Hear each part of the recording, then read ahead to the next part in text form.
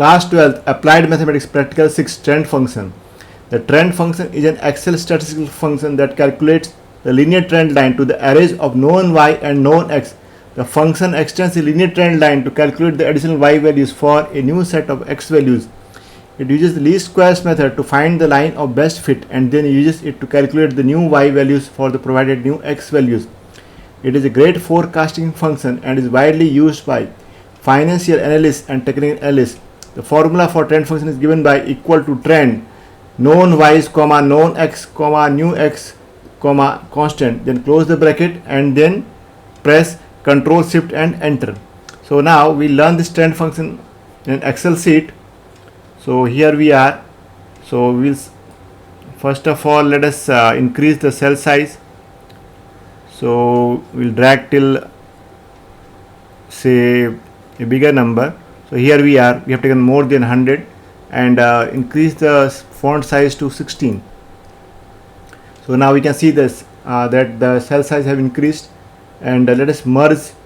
Say here we are merging 1 2 3 4 5 cells, and click on merge and center, and then we'll be writing here trend function TREND FUNCTION.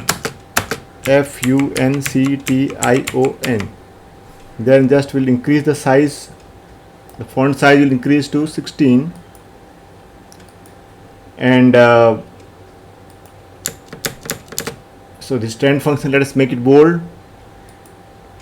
We'll select all of them and make it bold, so pressing on B, so it is bold now. Also let us we'll select it all and color it. So let us say we'll be coloring here yellow color. So this is trend function. Now what we'll do is let us make a data for this one. So let us write here months, or we'll be writing a month, and so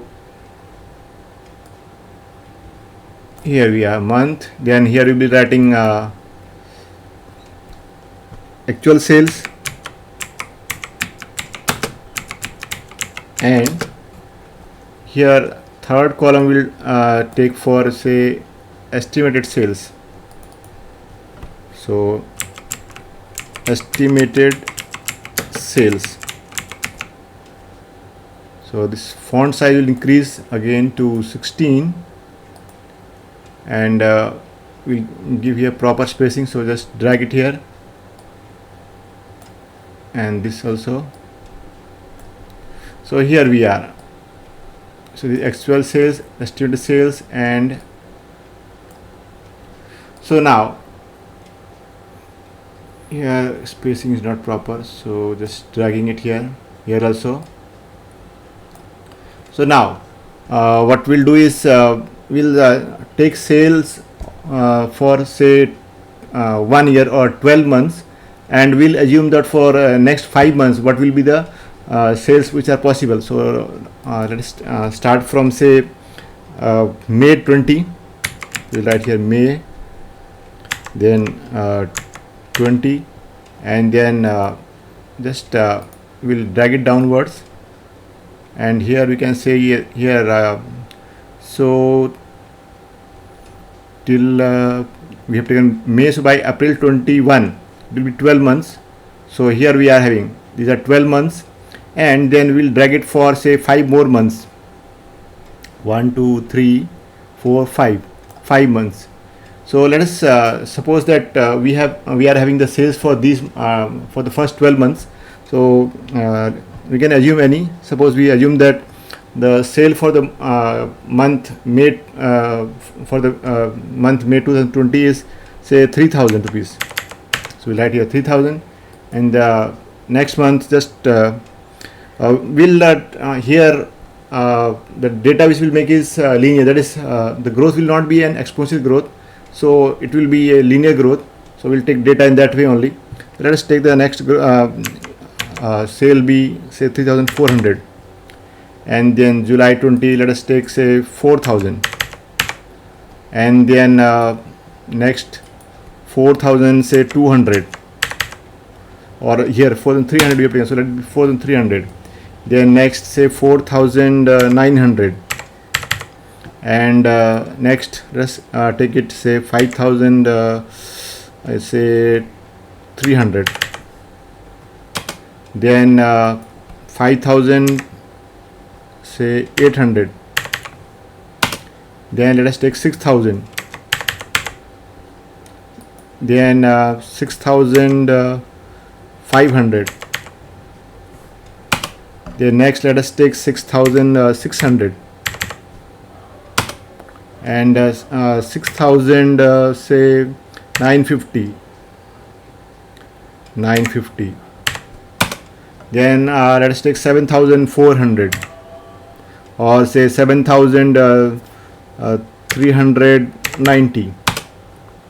And so by April 21, so these are the 12 months, so we are having the actual sales for this, and we are having here 1 2 3 4 5 more months, and we want to by going through the actual sales, what should be our estimation for the next 5 months. So we can see here that in all these 12 months there is growth, but the growth is not exponential one, so it is a linear growth. So we'll be using here the trend function. So trend function is used for this only, for predicting the next sales or the growth of a company for next few periods, when the earlier growth whatever we are having, or sales which we are having, that is linear. So here it is linear, we'll be using the linear function, that is the trend function we'll be using here. So what we'll write here is, first what we are going to do is we'll select, because it's array function, so we'll select till here. So estimated sales, we want sales for how many months, 1 2 3 4 5 months, so we'll be selecting below estimated sales, the column is there, and we'll be selecting these 5 cells, and then write here equal to, then we'll write here trend.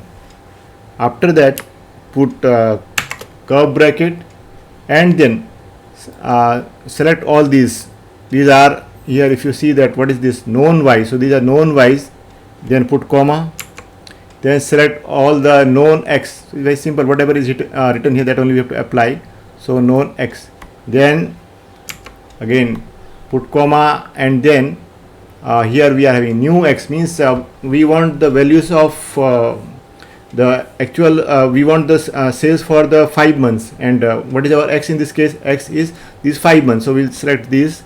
So this is our new x, then put comma, and this constant just we have to leave blank, and close the bracket, and then because this is array function, what we are going to do is just press Ctrl Shift and enter, Ctrl Shift enter. So this is what you are having. So these all are, just let us increase their size to say font size to 16, and these all are in decimals, so we'll just get rid of the decimals. For that we'll be clicking here, you click here, you can see that decrease decimal, so we'll go on decreasing this, and now so we can see that there are no decimals. So in the next 5 months, so these are the possible sales. So if everything goes correct, so this is what is estimation, that the sales will occur in this way. So now let us draw a graph for this. So drawing graph is very simple. What we have to do is select all these 3, and then we'll go in insert, then click on this one, so many are there, we have to click on this insert line or area chart. We can even click on charts. First let us click on this one, and the first one will take, first one is line. So next one is here. So let's take this one, because there is line with markers. We'll click on this one, and then here let us increase the size of this. So here we have increased the size. So we can increase more and more here also. So now this is our trend function, and it's the graph of this one. So here plus is there, we'll just change we'll write the axis title, and also chart title we'll be writing here. So first let's write down the chart title. We'll write trend function. So here we can give any name, just let us give the same name as we have we are doing the title for this, that is trend function. Or we can give another name, say sales trend, or whatever other name if you find it appropriate that you can write. So let us write here trend function. So this trend function. Now next what we'll do is we can even just click here. So this plus sign will be there. We'll giving the axis titles. So this one we can replace with, say, sales. So just we click here and write here sales, and here also this will replace with months. So months. So these months. Now what more we can do is we can just if any color you want to give, you can give that color also to it. And data labels, first let us click on this data label so that the points will be marked very clearly. Next let us color it. So here different styles are there. You can take any style whichever you want, and then we are having a color. So color also we can take any. So this is the color. The line has changed, and if you want to color the whole chart area, what we have to do is click somewhere here, and you can see that chart area is there. So we can fill up that one, and any color which you want that we can do. Always will take very light color. Here we can go in more fills, and from here let us take this color. So this is what we are having. This is our trend function. Now also you can not only this, you can even change the chart type. For that just click anywhere on the this chart is there, click on anywhere, and what you have to do is click to the right side of the mouse, and there will be change chart type. So from here you can change whatever you want. Suppose you want column graph, that also you can have. Just see here, just click on that. OK, so this is now column. Or if you want to do any other also, then again let us change chart type. So we can go in here bar graph also we can go. This is bar one, or we can go in any other also, whichever we like. Let's suppose we go in XY scatter, and from here we can take the any one of these. So let us take this fourth one, scatter with straight line and markers, and click on OK. So you can see here. So like this we can change our graph also, whatever kind of graph we want, that we can do. And with this, and before that we close this practical. Let us color this. So we can do the coloring. Let us color this first month, and for that you will have to go to home, click on this any color. Suppose from here we can take any color, green color. The next one, actual sales, that also will give some color. So many colors we are having, so let us give it blue.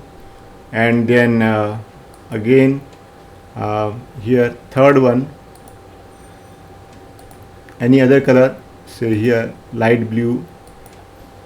And this also will color the column below month, so that we can color with so I think this orange color is okay. Then this also we can color it, and whatever color you want you can give it. So from here say this color, and then the third one, that also we can color it. And for that we'll just so this green color I think is okay. Now next what we can do is select the whole data which we are having, and click here, click on the right side of the mouse, and then we are having this square shape. So click on that one, then click on all borders. So this borders we have done, so it look nice. And also we can make all of them bold. So click on B. So it has become bold, and with this, and this also trend function is we can shift this one. So first drag it downwards here. So what we'll do is first drag it downwards, and then from here we can, wherever we want, we can shift it. So let us shift here. So this is our trend function, and this also we can drag somewhat. And here we can see that we have not put up the currency symbol. So what we'll do is select all these sales, that is actual sales and estimated sales, and then right click, and from here we'll click on format cells, and after that we'll see here so many things are there. Then we'll go in currency, then from here we'll click on rupees. So this is rupees, just Indian symbol. Click on OK, and you can see that the currency symbol has been added. So with this our practical is complete now.